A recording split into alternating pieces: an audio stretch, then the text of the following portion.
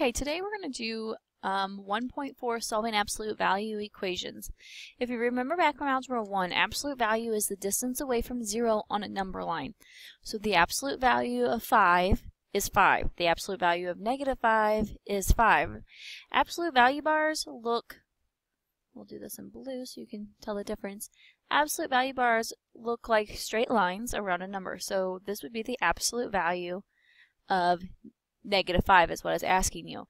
And so the answer to that would be 5 because distance can never be negative. And since absolute value is the distance from 0 on a number line, it can never be negative. You can't ever go in negative miles when you're driving. It's always going to be a positive number. It's always going to be increasing. So if you think about a number line,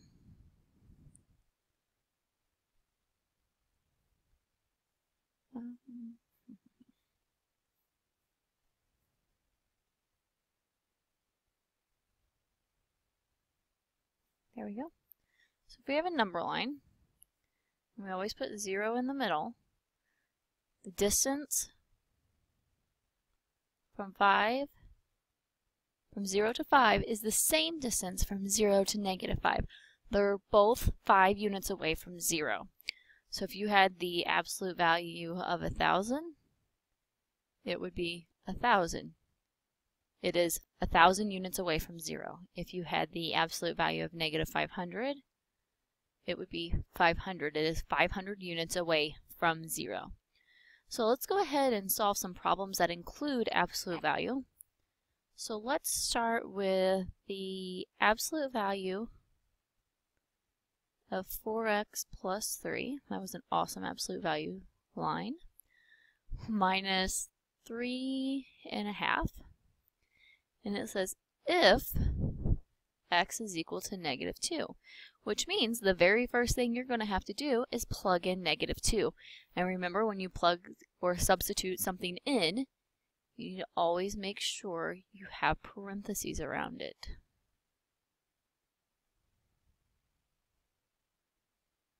Now that that's substituted in, your absolute value bars are going to kind of work as parentheses. Now, not in parentheses where you can distribute in, because you're not going to ever distribute inside the absolute value bars, but you need to work inside the absolute value bars first. And inside here, we have a multiplication first. So we have 4 times -2, so we have -8 plus 3 minus 3 and 1/2. And so then you have -8 plus 3. So you have -5 minus 3.5. So then you ask yourself, what is the absolute value of -5?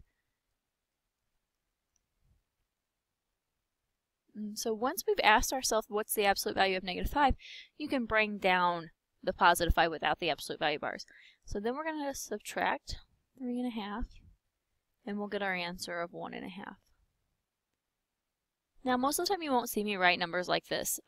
You can write it like that. You can also write it as 1.5. Most of the time, though, you'll see me write that as 3/2. Okay. We like our improper fractions.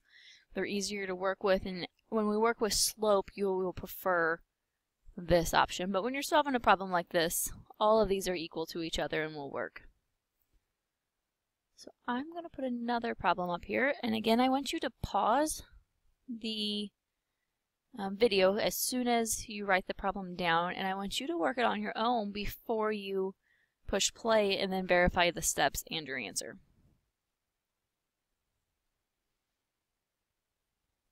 Okay, so if you'll hit pause at this moment, work it out in your paper, and then go on through the video. First step you should have done, since you already did the problem like I asked, is plug in what y equals. Remember, always put parentheses around it when you're substituting something in. We multiply this together.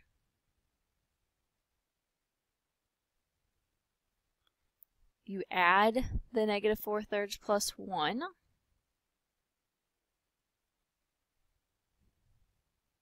And you get -1/3. So you have 1 and 1/3 minus The absolute value of negative 1/3. Well, the absolute value of a negative 1/3 is 1/3. It's 1/3 units away from 0. So now you have 1 and 1/3 minus 1/3, which just gives you an answer of 1. So that concludes our section of just simplifying absolute value problems. What we want to do next is we want to solve absolute value equations. Now you did the basic form of this in Algebra 1. Move that on us. And you did the basic form of this in Algebra 1. So we're going to start off with some basic problems, but then we're going to get a little bit harder. So we're going to start with the absolute value of x plus 12 is equal to 9. And so remember, if you think about that absolute value as a distance away from 0, this x plus 12 inside this absolute value could equal positive 9, or it could equal negative 9, because then when you take the absolute value of it, you would get that answer of positive 9. So when you're solving the equations, you have to take into account that the inside of this, the inside of your absolute value bars, could be 9, or it could be negative 9. And then when you take the absolute value of it again, you get positive 9. So when you solve them, you have to solve it both ways and to take into account. So you'll have to say x plus 12 equals 9, or x plus 12 equal negative 9. And then you'll have to solve it both ways. So in this way, you'll subtract 12 from the left, which means you also have to subtract 12 from the right. So x is equal to negative 3. Or you would subtract 12, and x would equal negative 21. Now both of these are options, but you cannot circle them until you've checked your work. So plug in negative 3 plus 12 is 9. The absolute value of 9, again, is 9. Then if we plug in negative 21, we plug in negative 21 plus 12, and we get negative 9. The absolute value of negative 9 is positive 9. So either one of these would work as answers. So how you write these is these cool squiggly lines that we kind of learned how to do in Algebra 1. You put the lowest number first, and since these are negative, the negative 21 would become first, and the negative 3 would be second. This would be how you write your answer for the absolute value equation. Okay, I'm going to add another one here. I want you to pause it, try this one by yourself, and then unpause it and check your work. So go ahead and do that now. Okay, so hopefully you've finished the problem on your own. So again, since this is an absolute value problem, we have to solve it both ways. So y plus 5 equals 8, and y plus 5 could also equal, or it could also equal negative 8, the inside of it. So we're going to say, we're going to subtract 5 from there, subtract 5 from here. So y is equal to 3. Subtract 5 from here and here. And y is equal to negative 13. Again, check your work. So plug in the 3, plug in the negative 13. You find out that they both work in this case. So we put negative 13, comma 3. And then we put our squiggles back. Okay. So because the absolute value of a number is always positive or 0, an equation like the absolute value, I'll write this one down, the absolute value of x equals negative 3 is never true. Thus it has an answer of no solution. You can write the answer, so on this problem you can write the answer as a 0 with a line through it, which means no solution. You can write out the words, no solution. Or just like we were doing the answers in the brackets a while ago, you can do an empty set, which just means you don't write an answer. Okay? If you are one who writes zeros with a line through it, you need to stop, because that no longer means 0.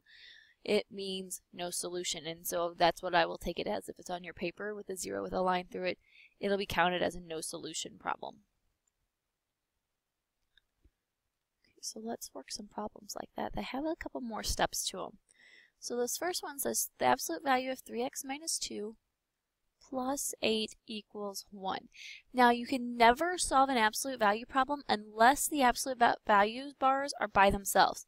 In this case, it's not by itself because it has this plus 8 here. You have to get rid of that plus 8 before you can start solving the absolute value bars.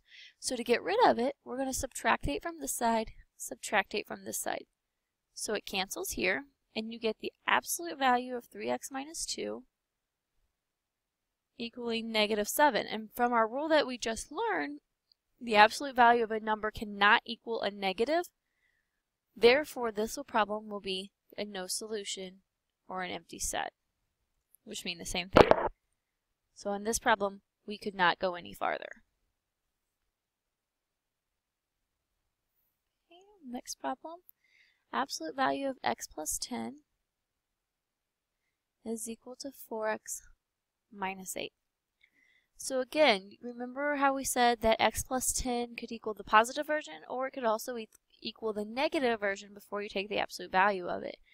So when you have something that has multiple things on the opposite side of the equal sign, then you have to set it up as x.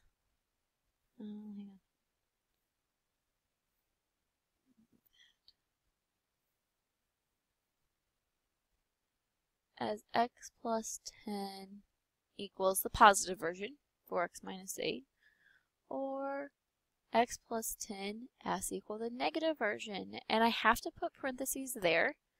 And if you were in class with me, I'd ask you why. Why do you think so? And so think about that for a second. Why do you think I have to put parentheses around that negative sign? If you answered because the negative sign applies to both of them and I'd have to distribute, you would be correct. So then from this point, you solve the problem just like normal. I would subtract my 4x. So I have negative 3x plus 10 is equal to negative 8. Subtract my 10 because you want the things with variables on one side, the things without variables on the other side. Divide by your negative 3.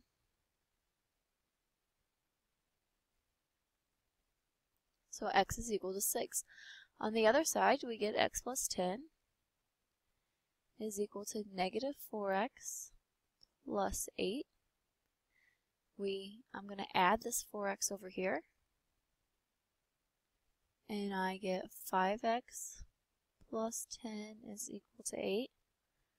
I subtract my 10 from both sides, and I get 5x is equal to negative 2. Divide by my 5, and x is equal to negative 2/5. Now, before you can go on, you have to check your work. Remember that you have to plug them in. So what you do is you plug in 6 for x here. So when I plug in 6, I get the absolute value of 6 plus 10 is equal to 4 times 6 minus 8. So 6 plus 10 is 16. The absolute value of 16